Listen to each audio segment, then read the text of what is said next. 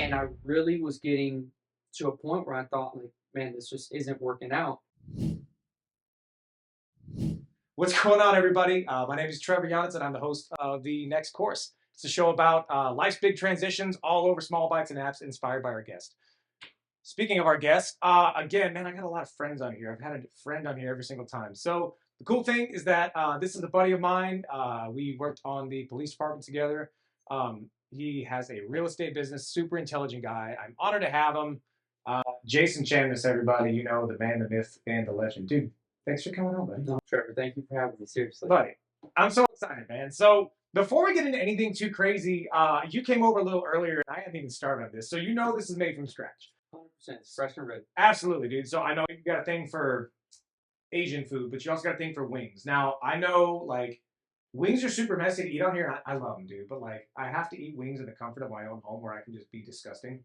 And, like, so no one can see me. So instead, what I did was I made honey soy garlic wing bites. Similar, but different. Hopefully they're good. They're sweet. They're should be sticky, tangy, a little spice, but overall pretty good, man. So inspired by you, hopefully you like them. So I think before we start everything off, we got to try. Let's do We're it. going to give it a shot, dude. All right. So We can't be messy slobs now. No, we can't be Just disgusting. I'm disgusting as it is already. Cheers. Obligatory Cheers. cheers. And then let's do it, man. Mm-hmm. This came out better than I thought. It's not bad. Not too much garlic. Not too Not much. too much tang, but it is good. It's not too much. It's not overloaded. It's not overbearing. I like that. Oh, these are actually really good. I gotta try another one of these. Well, that's what I was going to say. Uh-huh. I don't know if we can keep eating. Oh, we can throughout the entire thing. That's the best part about this. We just eat and we talk. I'm talking about this food. I do have some questions I'm gonna hit you with. Some rapid fire food questions that, again, other people have said this. I'm not gonna judge you, but other people might. They will. By your answer, they will, 100%. Okay. So are you ready? I'm about as ready as I can be. Okay. Does pineapple belong on pizza? Absolutely not. Oh my God, no. So you're a hard no on the pineapple on the pizza? I can be a hard no. Really? Have you tried it? No. Bro, you gotta try it. You just give it a shot. I'm not like team for or against, but there is a time and a place. All right. What is your go-to appetizer? Whenever you go into like any restaurant, it could be a chain restaurant, it could be whatever, but what is your go-to appetizer? The OG of Olive Garden calamari. Oh. Since changed it, How? so it's not as good. I don't know what they did, but they changed its original recipe. The OG calamari at Olive Garden. Really? That Was the go-to. Hands down, that was it. What, you squeeze the lemon on top? Okay. That is the go-to. Okay. If I had to choose one every day, that would be my go-to. Now, would you say calamari applies all the way, like all the way across? No, there's levels to calamari. I agree. Also, though, if I walk into a restaurant and I see $30 calamari as an appetizer, I'm walking out and go to the nearest fast food restaurant. That's crazy. I'm very cheap as well. Yes. In this economy, that's crazy. What was your favorite childhood snack? Like snack or? Yeah, whatever. So, like, okay, let's start with something that like you could buy and then something that you could make. Like, just real quick. Buy? I had a thing for Scooby snacks. The ones with that neon blue? Yeah. Oh, dude, those are so good. Yeah. I used to eat those all the time, bro. That's probably why I had caps as kids. Oh, you running around with all them silver teeth? You were. You're Adrian. I'm dumb, bro. Dude, I love it. Those are actually good answers. So you have that. What about one that like you would make? Okay, you wouldn't make it. No, I did. Now looking back, it was disgusting. Like a chocolate milkshake in a blender with Nestle chocolate, the mix with ice cream. Sometimes throw like Dr. Pepper in there. Oh, okay, well, it didn't sound that bad until you said you'd throw Dr. Pepper in there. I had an addiction to Dr. Pepper growing up. For whatever reason. Man, it's good. It's like crack, dude. It's so good. I haven't had one in probably 15 years. 23 flavors of love, baby. That's it, man. It was good, dude. It absolutely is, man, and I'm happy about it, man. So obviously, I love the food talk, man. But like, you have a pretty cool story, man. You're doing a lot. You started a business. You've had some really cool experiences in your life, man. And I want to talk about how you navigated a lot of that stuff, dude. So like, take me back, right? Before you had started this new big business venture that you're into now, right? You have a real estate business. What did life look like before you started that for you? Um, so it was just, man, working day to day on a W-2 job, being in law enforcement. I've always had a kind of a liking to real estate. Mhm. Kind of a big influence in my life would be my father-in-law, who is a kind of a big real estate developer, broker in Houston. Seeing the kind of the autonomy of like what he can do and how successful he got, really seeing the successes he had, I wanted something. Now I knew that that's a grand scale comparison Of to what course. Right. someone starting out, It's down. It's in layers, right? It comes yeah, down to timing, right? yeah. So luckily, I had a full understanding of that, but I knew that I wanted to dive into the real estate world. So seeing that, what I try to do is, I'm sure it was annoying in the beginning for him, but tagging along with any like business meetings or just picking his brain on certain things, and eventually, I guess it would have been, what are we in 2020, 2022, December 2022, being in Houston at my in-laws house. um, I finally said for a New Year's resolution, I'm going to get my real estate license. um, a big kind of influence in there was also you and Johnny, Mm. seeing that y'all made the jump a little bit before I did, Mhm. seeing the successes that y'all had, and you telling me all those times you talked about it, hey, just do it. Yeah. Telling me about Aceable Agent and all the things you did now online, and literally found it on Groupon. And I told myself, if the most amount of money I lost was $300 trying to get my license, Right. and I failed or I couldn't do it or I decided I didn't want to, I wasted $300 on much less. Mhm. So I did it, and that's what kind of started, really catapulted me into that. Um, but it was it's a long learning journey. Still learning to this Yeah. day. But it was cool to see. Obviously, you and Johnny were a huge influence on me. Well, thank you. Appreciate that. Seeing like kind of everything that y'all did and trying to tailor it to where you're not becoming a copycat, but you tailored in your own approach. Right. That's what really stuck with me, Mhm. is doing that, and it's kind of led me to where I am today, and still a long journey ahead of me. For sure. Dude, you know what, man? Well, first of all, thank you for the kind words, man. But also, like, it's really cool, man, that you mentioned that because what you said, you're like, just do it, right? Because, like, so many people, dude, like, I know me in particular, I sat there for a while. It was kind of an analysis paralysis thing, right? You're like, oh, dude, I should do this. This would be fun. Only if, blah, blah, blah, blah, blah, blah, whatever. And it's like, yeah, but I don't know, man. Like, you just got to do it because you're ultimately, if you keep waiting for things to be perfect, they're never going to be perfect. Like, there's never a perfect condition or a perfect, like, ideal world, whatever. You understand what I'm trying to say. So it's like, you just have to go in there and, like, get some experience in doing it with your father-in-law. Now you've mentioned him, like, like whenever we worked together, because we were obviously on the same department together, the same unit and shift and all that stuff. Like, so whenever you were talking about your father-in-law a lot, man, like in a way, like, dude, like he's very successful, he's very intelligent, like sounds like an awesome guy, man. So like, had you brought the idea to him before that you decided to take that jump? Like, have you been talking to him about it? Like, hey, I'm thinking about getting my real estate license, but I don't know. Or was it until after you started attending business meetings that you're like, no, I think this is what I want to do? No, I kind of let him know like the interest I had in it, and he gave me some really good insight. Obviously, I know a lot of people that hear that story are like, "Why didn't you join under him?" And kind of diving into that realm of it was, he focuses a lot on commercial, and a lot of the real estate that he does is on, again, a much more grand of a scale. Mm-hmm. So ultimately, and also him living in Houston, it would be hard for me to learn day to day operations Yeah. from him. So a lot of the conversations that we had was, hey, find a good brokerage, surround yourself with good people who can help you out, become a mentor, and then maybe later on in life when you're a little bit more experienced, if you want to dive into the Houston area or something where I could work under him, where I don't need the day to day, assistance in certain realms of real estate. As you know, like, Yeah. there's so many aspects to it. Yeah. They can get very difficult, but yeah, that was kind of it. I decided I had to make the jump. I was kind of like you too. I was very apprehensive on like, where should I join? What should I do? I didn't know what to do, and I didn't want to listen to certain people because I felt like I had to make a decision. And I made some wrong decisions along the way, which is good because you kind of stumble your way through it. Absolutely. Sure, we all have. It's learning. But I'm glad I did, because a lot of those things I learned along the way, which helped me get to where I am today.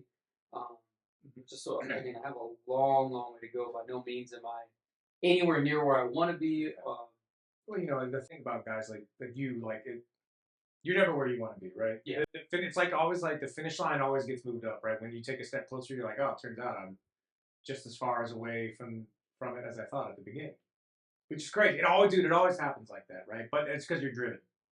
Did you ever think that, like, I don't know, did you ever think that you would start like a side business or like a side gig outside of you know, being a cop? No, to be honest, no. I thought I would do my 30 years, and then maybe after 30 years, I would still be young when I retire. Maybe jump into the private sector and do something, Related? yeah. And that kind of dwindled down fairly quickly. Like I think we're in the same boat that you get on, and that's what you immerse yourself with is police work, police work, police work. It becomes your day in and day out. That's taxing to me. It was taxing mentally, physically. Um, That's and mention your family, dude. yeah, so that being married and now having 4 kids, Is that all? Just four? just 4 boys at that. Oh, man, God bless you. Yeah, so that's why I contribute that to my gray hairs. That's fair, dude. That's the stress. It's not me. It's the stress. That's the secret. Exact. So it's no, I honestly never thought about it until I did see some influential people who were successful in it. Yeah. Had an interest in it. Just never thought I would actually do it until I finally jumped into it. Stopped being kind of scared and jumped into it, and it's paid me back pretty good. Well, you know what's funny, dude? Like, and I'll say it, dude. Like, so many like police officers in general, dude. All we do is like talk crap, dude. All we do is talk mess. Like, no matter what, like we see a dude like trying something, like, oh, dude, look at this guy. Like, Yeah. You see someone go out and put themselves out there, but then as you continue to watch them, and like a lot of guys, that this sounds corny as hell, but like not playing on your downfall. But it's like, oh, like yeah, like this dude, like it's cringy, whatever. But then 3 months later, 5 months later, 6 months later, like, oh man, they're actually doing really well for themselves. Like they're doing something that, and I don't know if it's because we wish, come on, she's always in the podcast. She's back again. Our special guest. But like, you ever notice that, dude? Like, I don't know what it is like about the culture, because it's like, man, like for me, I think it's a lot of times like dudes will see people going and doing other things, and it's like, man, like I've said this before on another one, like I would be a rich man if I had $1 for every time someone said, man, I wish I could do something else, but I don't know what it would be. Or like, I don't know what else I would do outside of this. And it's like, yeah, man, but you can. What do you like? And it's like, well, they think that they can't. I'm like, dude, like, a lot of dudes are so capable. Yeah. More capable. And I think a lot of the times you get in your own way and stop yourself and talk yourself out of it. Special guest is joining you now. They, a lot of times we talk ourselves out of it. 100%. I would say that, as long as that individual, has the mental capacity to do it, which most people do, I think it's actually just forcing yourself to step out of a comfort zone. And that was me 100%. I knew nothing about real estate. Um, and the weird part was understanding that from the jump, saying, hey, I want someone that may or may not know me to trust me in one of the biggest purchases of their life when I know nothing about it. Yeah. So that's when I recognized that, and I said, hey, then I need to take it upon myself to learn the business, to learn the ins and outs of it, and stumble my way through it. Like I'm gonna hit roadblocks, but ultimately, if my goal is to be successful in real estate again, someone is going to trust me in one, if not the largest purchase of their life. Yeah. I damn right better do right by them. Yeah. Like I better figure it out, and I better guide them correctly, or else that's a good way to fail. Oh yeah. In a referral-based profession. Yeah. So yeah, and I think in the police world, we tend sometimes, right? I know this is a true word would be, but I'm saying that we're a lot of times judgmental, and I'm judging someone of being judgmental. Yeah. But we judge. Absolutely. We're heavy critics on, like, why would he do that? Like, that doesn't make sense. And instead of encouraging that person, like you did to me, saying, hey, get your real estate license. Yeah. Like, do it. You're great at this. You have these skills. Like, I think it would translate well into real estate. And those are the things that we should be doing for each other. Yeah. Because then that only gives me, saying the same things you said to me, gave me the confidence to say I can do it then. Right. And sometimes we need just a little boost to say, hey, you know what, I can. For sure, man. I think that you're absolutely right. We're like our own worst enemies, dude. Like we're the first ones to we were the first ones to be there in like a gunfight or whatever, like some crazy incident. But then we're also like, bro, look at this dude got his real estate license. Like, bro, like and that's the thing. Like, so many officers go and do real estate, and I think it's because obviously there's a lot of skills that directly translate, as you just talked about. Dude, like, think about it. You can talk to anybody. You can adapt to your situation. You can find out something if you don't know how to do something, which is really important. And those are skills that I've talked about it with people, but it's kind of hard to put a number on. Like, it's hard to quantify that. Like how do you put a number on adaptability? Oh, I was adaptable for 6 years. You know what I mean? Like, it's weird. So like, if you'd ever go and like do another job or whatever, it's a weird thing to say, but it's very real. And the thing about it is too, man, like, I don't know. Like I said, there's so many guys who have left, and there's so many officers that go and get the real estate. Like, dude, like, why do you think that is? Do you think it's because of the skills? I would say it is, and I think you get to a position where you've seen so many people of walks of life, and you've helped so many people, and it's kind of like how you always hear it in law enforcement, like we're people, we help people, right? We're kind of guardians, or however you want to phrase it. Stand in line, brother. The all Sit down, baby. the cliches of, like, we just want to help people, and I think that that's good and bad in certain senses. But in real estate, you can do the same thing. You can still help people, but it doesn't necessarily. It's not as taxing, which it definitely is. Very taxing. You're not getting shot at. You're not getting shot. You're not fighting. You're able to truly become yourself and not be beholden to, like, a true policy behind something, or you feel limited in what you can or can't do. So I feel like whatever side business, full time business you decide to embark on, Right. it allows you truly to find out what works best for you. And I think ultimately that is, and it helps translate, like you said, communication. I think communication is huge in law enforcement and in real estate. Yeah. If you can't communicate with people properly, no one's going to want to talk to you in the streets, and no one's going to want to have you help them. No. In real estate transactions, rightfully so. No, yeah, I wouldn't want it either.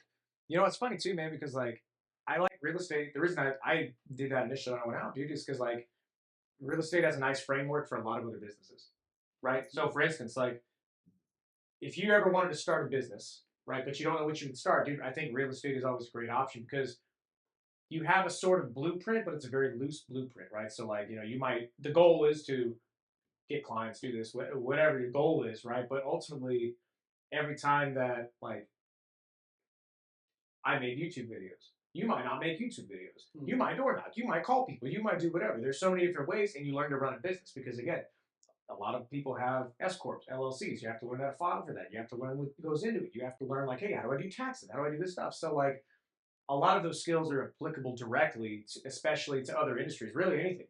It's not a copy paste, but it's one of those things where I think that if you look at it, it's like, okay, man, like I can take these skills. This is a great stepping stone for. It's like, man, like I want to do something. This is great for a while. I want to learn how to run a business. This is awesome if you want to learn that. And for you, I guess, what was the moment that you decided that it was time for a change? Whenever you had to, or whenever you decided to start your business, like, what was that moment that you thought, like, no, I have to do something else? Yeah, I would say there was a couple of reasons. I know. I think we kind of both share this. In our department, we had a stint where we lost a number of officers to suicide. So it's kind of a big proponent to see that. When I was on the department without kids, my mind frame was totally different than when I was an officer with kids. Yeah, After sure. the birth of my first son, particularly, lost. I don't know what to do with his parents. I'm sure we all felt like that. Yeah. I Uh, still feel like that. but then a lot of the way that I thought when I was on the streets changed. The ways that I approached things changed. The way that I talked to people changed. Um, Going to calls, and I remember directly relating to law enforcement with you was a call of. I hate to bring these things Yeah. up, but a child who passed away in an in-home daycare. Mm-hmm. At the time, my son was about the same age. I remember that. You actually went inside the home Mm-hmm. and took the call in my district because we spoke before, and my child was about the same age as this child that was unfortunately lost their life inside this home.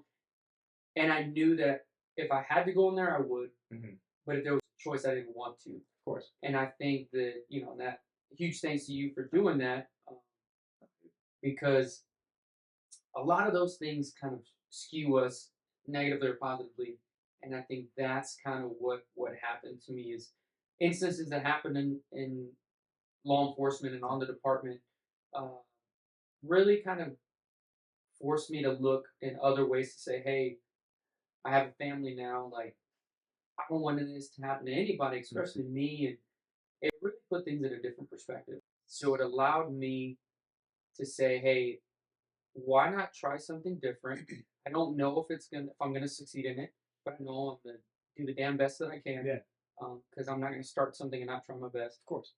And then also, uh, really try to better the life of myself on behalf of my kids and my wife. Yeah. That was really what was the factor in mind of saying, hey, I gotta try it. Like, man up. Yeah. Like, try it. If it doesn't work out, it doesn't work out. Yeah. You know what's crazy too, man? It's funny that you say that because like it's the same thing with me, dude. Like having kids. Like one minute I cared about like I again want to go chase bad guys, and the next minute it's like, oh, this isn't that important. Like it's not as important. It's not that that's not important, but importance to you and why you're doing it. Like, what's the reason for you doing it? You know, it's like, oh, I want to go to this cool unit and do X, Y, and Z, or like I want the street cred, whatever, right? Whatever it is. But there's the other half of it where it's like, man, like that doesn't really matter. It's like, again, dude, like your kids don't care how many bad guys you caught. They care that you were there for them and that you were playing, man. So like I 100% can relate to what you're saying, man. And yeah, dude, like those calls suck, dude. And it's funny because you mentioned that call and it just came back to me and I had forgotten that. But like that was a crazy call.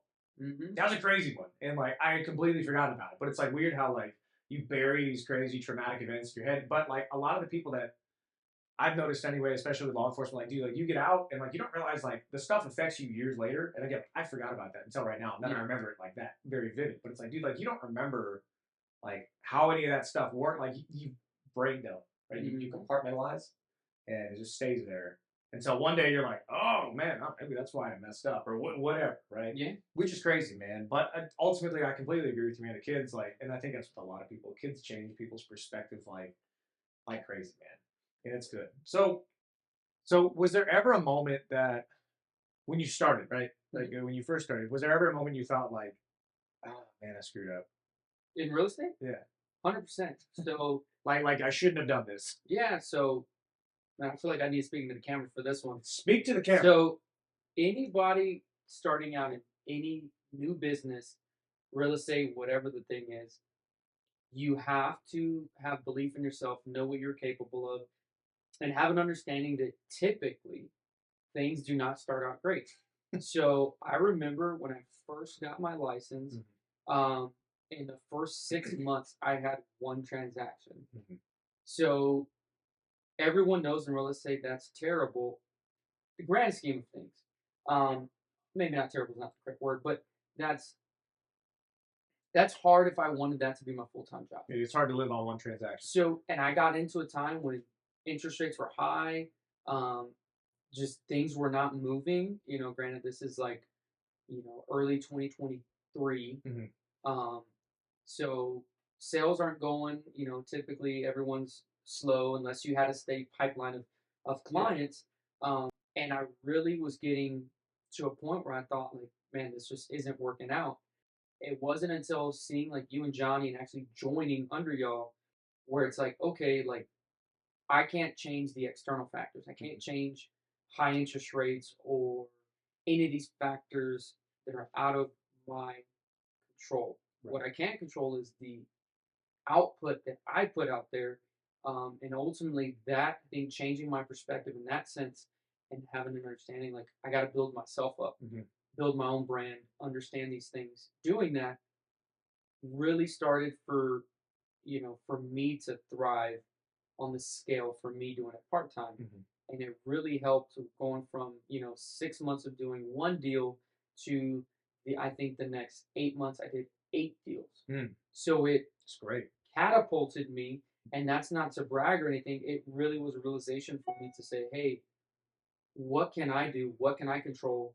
I found those factors, actually wrote them out, and said, these are what I can control, and took it upon myself to act on those things. And I think that's what truly helped me, and I think that can truly help somebody else starting out to understand, like, hey, road's going to be bumpy, but eventually you can find your way if you don't give up. And that's kind of one of the things that, luckily, thankfully, give a shout out to my dad. He instilled in me his work ethic. You got to work hard. Nothing should come easy to you, because if it is, then you're not going to value it the same. Shout out Papa Chemi. What do you think? Like, what do you think the hardest part about starting over? I guess starting something new like that from scratch is. Mm, I think it's understanding that you are going to fail. I don't think I know anybody that hasn't started on a new endeavor that didn't fail Mm-hmm. before they ever became slightly remotely successful. So I think if you, from the jump, you already internalize there's going to be failures. Mm-hmm. Allow the failures to become the training, or I mean, the kind of the forethought of knowing, like, this is what is going to help me succeed. Mm-hmm. Right? The failures are what's truly going to make you who you are later on down the road. Right. Um, don't harp so much on the successes, Mm-hmm.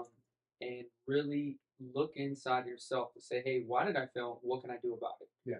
And I think if you know that from the jump, because I've talked to a lot of, especially officers who have first gotten their license and they want to jump into it, and they think that, hey, within like a week or two, I should have like clients. Right. I should be going through contract. I should be doing this. And I tell them kind of my story of like, hey, I literally had one deal in my first 6 months. Yeah.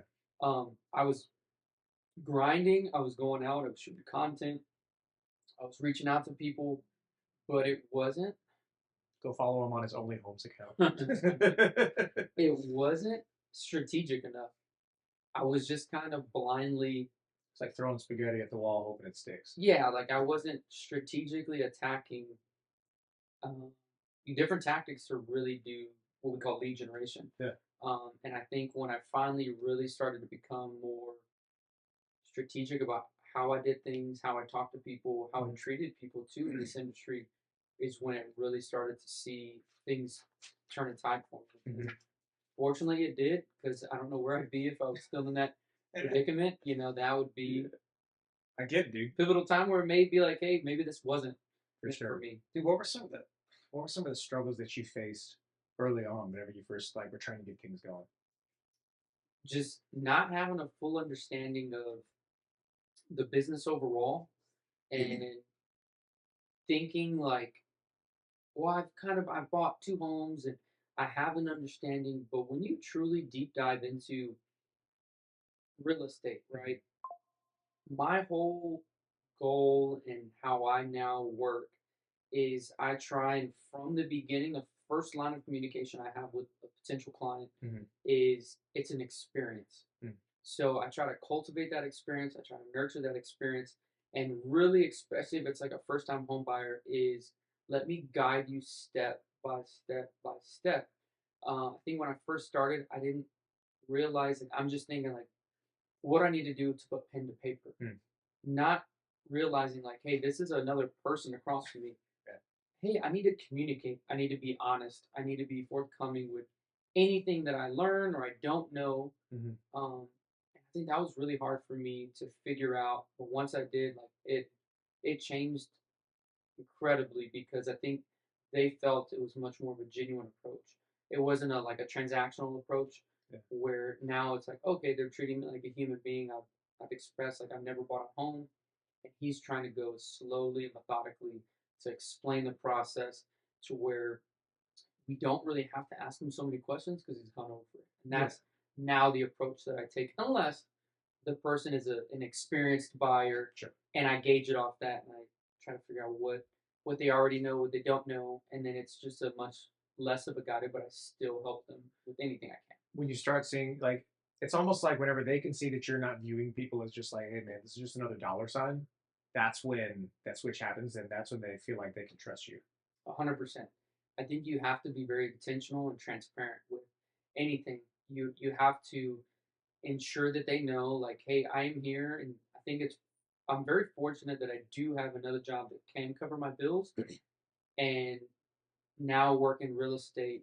Um, I'm able to say, hey, you buy now, you buy in 8 months. Yeah. I'm gonna be here for you. I'm gonna be here walking you through it no matter what.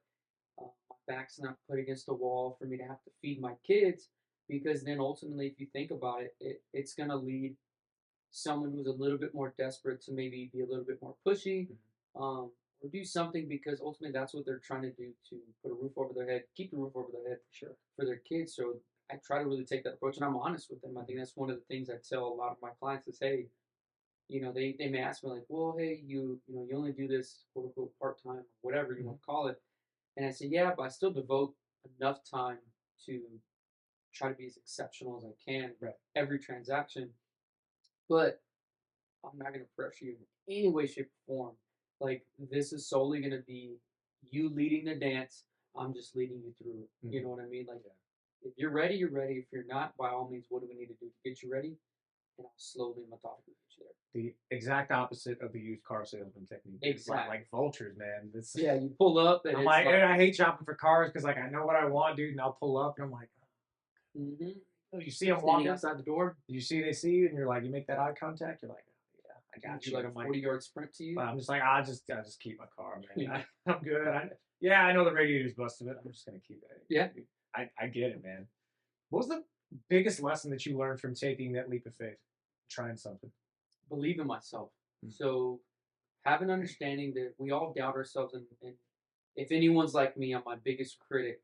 Um, and I think if you truly have an understanding of making sure you tell yourself, like, you can do it, if you truly write down, or some way somehow list out what you need to do to be successful, whatever field it is, um, and actually apply those things, it actually becomes a lot easier. Put a plan in place, implement that plan, and it becomes easier. And I think that was one of the things I had to learn, was believe in myself. Don't doubt myself to say, well, is this meant to be? Is this meant for me? Kind of whatever. I'm sure a lot of business owners do when they're not seeing the successes as fast as we'd all like. Right. That's where it was like, hey, it's a process. Like anything else, it's a process. Yeah. Let's work through the process. Yeah. What can I control? I can control X, Y, Z. Okay, let me implement X, Y, Z. And then how do I even better X, Y, Z? And as you fail, you continuously learn the way things don't work. And you're like, okay, it doesn't work that way, scratch it off. Okay, so now we go try another way, right? And it's adapting, right? And I think, again, like that speaks to you because, again, coming from where you came from and doing all these things, being able to navigate that all while still having a full-time job and still doing that, dude, that's a lot. So like, I commend you for it. And a lot of people don't understand the amount of work and the time and the effort that it goes into. Because, man, like, first of all, 4 boys, I know you ain't sleeping. No, I know you're definitely not sleeping when you have that extra thing that you're focusing on. Yeah, Dude, I get it, man. So I commend you for it. appreciate that. Yeah, it it's a journey of life, and the way that I try to do is I try to be very intentional with my time. So if I'm with my kids, I try to be with my kids. If I'm with my family. Yeah. If I'm doing real estate, I'm doing real estate. I'm doing it very intentionally. Again, um, where I can devote, and I've really learned time management in business is incredibly important. That's another probably big thing I learned. Shout out to Mike Gutierrez from Brave Real Estate, because he taught me about Google calendars and writing stuff down. And you have to understand what you need to do, maybe when it's done or when you're going to do it, because we're all, especially parents, you get like mangle brained and you don't remember, and your wife tells you like, "Shit, did I really need to do that?" Yeah, you probably did tell me that. So writing stuff down and becoming a little bit more organized. I'm still not as organized as I'd like to be, but you're a little closer. I'm a little closer. So I'm getting there. I'm gonna get to a point where it's just, something like what you have over there, where it's you have to be able to tell yourself what you need to do, when you need to do it and keep reminding yourself. At least that's me, because I will literally forget 5 minutes later. Dude, I'm with you. What was your name? So speaking of that, dude, I keep looking over at these wing bites. They're really good. So as we're eating these, dude, I think it's time for some more rapid fire food questions. All right, let's bring it. Okay. Are you ready?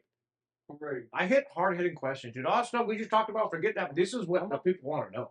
Let's see it. You ready? Tortillas, flour or corn? Flour for taste, corn if I try to tell myself I'm trying to be sick. Trying to justify it? So you don't do the lettuce wrap? Absolutely not. Okay, I'm glad, dude. I try to be like chubby fit. Yeah, if that makes sense. Like hey, look, dad bod. you can tell I like to eat, but man, I'll still beat you in a 40-yard dash. Yeah, you know? that's about it. That's no more than 40. Bro, we don't go past 40. There's a reason for that. No, I'm still wheezing after 40. Rank these: nachos, sliders, quesadillas, wings. Wings 1, nachos 2, sliders 3. What was the fourth one? Whatever the fourth one is. Sliders, wings, nachos, quesadillas. Quesadillas number 4. That's fair. I'll give you that. What is the most overrated appetizer that's served at most restaurants? Celery. Well, you can't just order celery. Well, always have it like on the plate with the wings. Right, but okay, one that you have to intentionally order, not like as a side, but like. I know calamari's out of the question. I know that's a golden child right there. It's an appetizer. Overrated. You better not say the Chili's triple dipper, dude, because no. We'll have some people. What is the honey chicken crispers? They're so good, dude. Overrated. Overrated appetizer. I'll give you. So I'll guide you in this one because I had someone bring it up the other day, and I was very like, "Oh man, you're absolutely right." You know the spinach and artichoke dip? Oh, that sounds disgusting.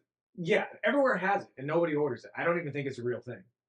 So he went with that, and I'm like, you know what? That might the be. Dip. Yeah, I mean, I never ordered because I don't like it. Yeah, I'm trying to think of a true appetizer dish that people gas up, and it's just like, it's not that good. I can't think of one. Really? To be honest, I don't know why I can't think of one. Matzo sticks are always good. I don't like mozzarella sticks. Oh my god, dude, what? Yeah. Maybe that would be it because I don't like them. Are you serious? My wife loves them to death. You don't with the marinara sauce and stuff. I said that like as a joke, bro. I didn't think you were serious, man. I don't. For whatever reason, I don't care for them. Yes. You know what? You're entitled to your opinion, even though it's wrong. What is? If you could only eat one food for the rest of your life, what would it be? Steak. You knew that one. I love steak. I didn't even prepare you on that. Like a nice ribeye steak. Okay. This is the third episode of steak has been brought up, so I got to tell you. So ribeye. How do you order your ribeye? Medium. Okay.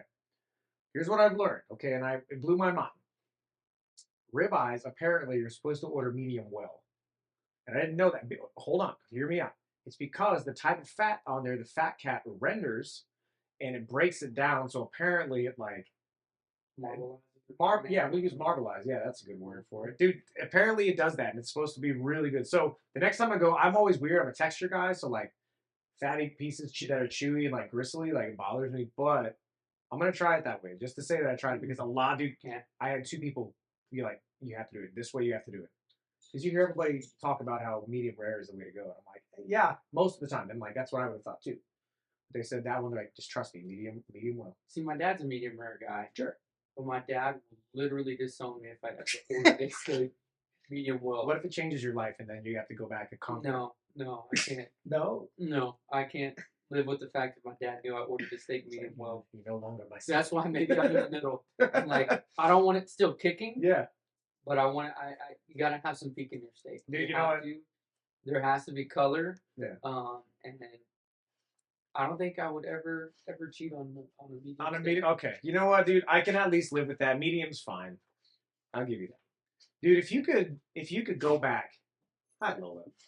We have more dogs in the podcast. They just kind of walk in and own the place. They visit our guests. If you could go back and give your advice to yourself or someone who was maybe in your shoes, what would it be? I would say surround yourself with people who want to see you grow. Don't just hang out with people just because maybe it's comfortable and you have the same exact likings. And really kind of like surround yourself with people who are succeeding, you can see their success and be able to be a part of their success. Yeah. So you can really learn. Like I know a lot of people get kind of stagnant in life, Yeah. comfortable, and then that's when they're presented maybe with an opportunity and they're like, no, because I'm comfortable where I'm at, which necessarily isn't a bad thing. But from my perspective, I just don't want to be stuck somewhere where I can't excel. So that's kind of in like any W-2 job. I mean, you have promotions, but typically they're harder. I love a career, something like real estate, where the input is directly resulted by the amount of output that you generate. So I can be as lazy as I want, and then I won't make any money, or I can be as strategic with my time and work as hard as I possibly can, and now I get to reap the benefits. So that's what I would say is understand life and understand surrounding yourself with people who will help you truly grow and succeed in life and in business. That's a really good point, man. What is an unexpected win that came from this whole thing that you're like, oh, I didn't expect that. That was really cool with that. I would say a lot of them, like, so I would say about 75% of my deals have all been from referrals, and I actually really like that. And I didn't expect to be referred out so much. Um, and it's been a blessing. I really like it. And I think that it goes back to when I said I try to be as transparent and intentional. That a lot of the feedback I've gotten is, hey, you just were honest from the jump. You helped us with any and everything. So I would love to send you. Now, in real estate, as you know, almost any agent can put pen to paper. Yeah. I feel like again, it's about an experience that we owe to that client to say, hey, what is best for you? Take our opinions out of it, which is very hard because I've done it. We've all done it. Yeah. I like this. It's not about me; it's about them. And I think if you truly dedicate, um, a sincere approach to them, that's what I think they feed off the most. At least that's the feedback I've gotten, which has resulted in referrals, which I was really surprised. I thought I was gonna have to be nonstop posting on social media, getting in front of the camera, which I hate to do, ironically speaking. Oh, yeah. By the way, we're recording. Yeah, I totally forgot. Understanding that, it's about how you treat people when it comes down to it. And that was a big surprise for me is the amount of people who are willing to refer me out. Which thank you again to everybody who has referred. That's awesome, man. Jamie, what's next for you? Your next course, if you will. Man, I like that setup. You I like that. I haven't done that before on the show. That was a good setup. That was off the top. So honestly, what I want to do is I want to be able to kind of play what I preach. Yeah. So I depending on what client I'm talking with, I talk about, hey, what are your try to think future thought, like you're buying this house, but what's the end goal, right? Kind of like how you asked me. Sure. And I asked him, do you want to become an investor? You could potentially use this home to be a rental property. Let's be strategic on location, near attractions. Do you want it to maybe be an Airbnb in a couple of years? All those sorts of things. And like, how can I ask people and somewhat direct them and give advice if I'm not going to do it myself? So currently in the works is trying to start acquiring investment properties to where not only can I give advice, but I can give failures in investing because I'm gonna fail. I know that. And I'm okay with that. I'm okay with knowing I'm gonna have trials and tribulations in investing. But then I can really take that to any additional clients and say, hey, let's try this because of this real life experience I had. Here's what I learned. Here's what I learned. Here's what I did. I wouldn't do that, or I had success in here, or what is best to tailor that experience to that client. Because who am I to give advice and not take my own advice? Sure. Right. So practice what I preach. So I really the next step is I want to start. I know it sounds cliche, but some sort of generational wealth for myself and for my family. Pass something along, something that can cash flow money for my kids when they get older. That's my next goal. I'm trying to work on that as we speak. Have you thought about rapping? No, I was back in the day, school lunchtime. Heard you were pretty good. But yeah, dude, no, don't bring the pencil back. Yeah, I used to love that, dude. Where can if people want to go and support you, support what you're doing, where can people go find you at? Yeah, so Facebook is Jason Chamness, Instagram Jason Chamness _ Realtor. Or you can just commit a crime and he'll probably go and put you in jail. Don't do that. Yeah, so social media. I'm also on TikTok. I couldn't even give you my. I think if you just search my name, Jason Chamness, on TikTok, you can find me. Not too big on TikTok, but I'm It is there. what it is. I'm there. Yeah.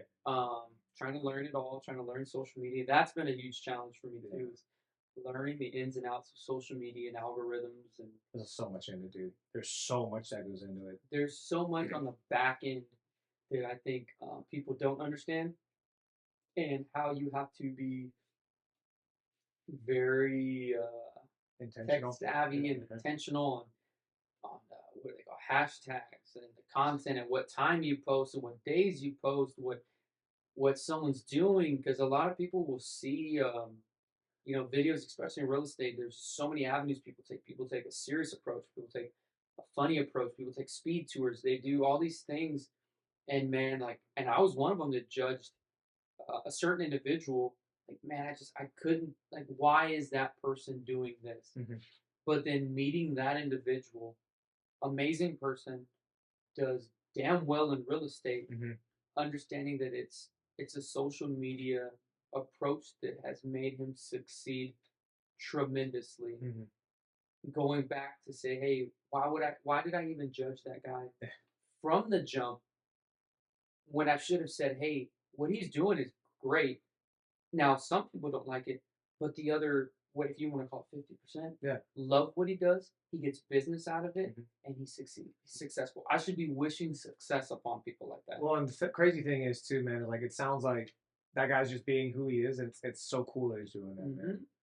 Dude, so a couple things here, right? First of all, you're my homie. Love you. You're an awesome guy, man. It's really commendable the stuff that you're doing, man, because again, people talk about starting businesses and doing all these things. It's not easy. It's not easy. It's terrifying, especially when you're making these jumps, because you're like, dude, what if I fail? What if I do whatever? You will fail. Exactly. But you did it. Mm-hmm. You did it. So you can at least say, you know, whether I fail, I succeed, at least I tried, and now you know. Like I said, dude, you're one of the homies, man. Like, you're such a good dude, and people would be honored to work with you. Like I said, I'm honored to be homies with you, be friends with you. Thank you so much for coming on, dude. Yeah, no, I really appreciate it. Dude, absolutely. Don't step on your dog. I'm probably going to do it anyway. Amazing, dude. No, Thank you. That's episode. I don't know what we're on, dude, but hey, make sure you go check out and like and subscribe the video to be notified when this recipe drops, because this was actually probably one of the best ones. It's a banger. Yeah, there it is, dude. Episode whatever we're on. Done. Thank you. Thank y'all. What'd you think? Really bad. Yeah? It was easy. I told you.